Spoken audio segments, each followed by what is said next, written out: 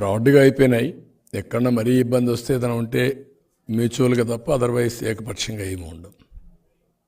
ఏదైనా మరీ అర్జెంట్ అయితే మ్యూచువల్గా ఒకటారు, అది కూడా ఉండదని నేను అనుకుంటున్నాను. ఉంటే దాని గురించి ఇప్పుడే మీరు నేను ఆ మాట చెప్పాను అనుకో, రేపటి నుంచి మీరు ఇంకా ఎక్కడ చిన్న జరిగినా అది ఒకటి ఎందుకు చేశారు అని మీరు మాట్లాడే పరిస్థితి వస్తుంది.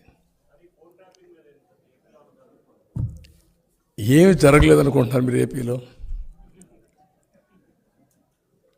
ఏమి జరగలేదని అడిగితే నేను ఎత్తుక్కోవాలా, ఏమి జరిగిందని అడిగితే ఎత్తుక్కునే పని లేదు. ఒక ఫోన్ ట్యాపింగే కాదు, ఈరోజు వాళ్ళు చేసిన కుట్రలు కుతంత్రాలు ఫ్యాబ్రికేటెడ్, ఎవ్రీథింగ్ ఈజ్ ఫ్యాబ్రికేటెడ్. ఈ రాష్ట్రంలో ఎప్పుడైనా జీవోలు ఆన్లైన్లో పెట్టారా? హైకోర్టు ఇన్నిసార్లు వార్నింగ్ ఇచ్చినా పెట్టారా? హైకోర్టు ఆర్డర్స్ని అమలు చేశారా వీళ్ళు? కంటెంప్ట్ కేసులు ఎన్ని వచ్చాయి?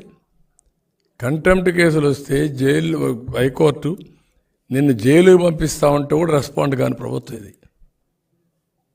అలాంటి ఇంత దారుణంగా మొత్తం అన్ని చీకటి జీవోలు, అన్ని ఫ్యాబ్రికేటెడ్ కేసులు, అన్ని ఫేక్ కేసెస్, ఇవన్నీ చాలా జరిగాయి.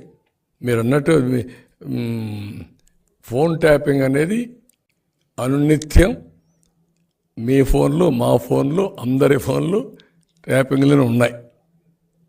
దాంట్లో సందేహం అవసరం లేదు.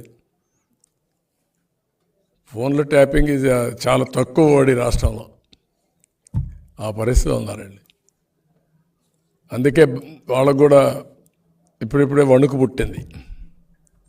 ఇంకా చూడబోతారు రాబోయే రోజుల్లో. ఇంకా విచిత్రాలు చాలా చేస్తారు, చాలా వేషాలు వేస్తారు, చాలా తప్పులు చేస్తారు. అన్నిటినీ సమర్థవంతంగా ఫేస్ చేస్తారు. Thank you.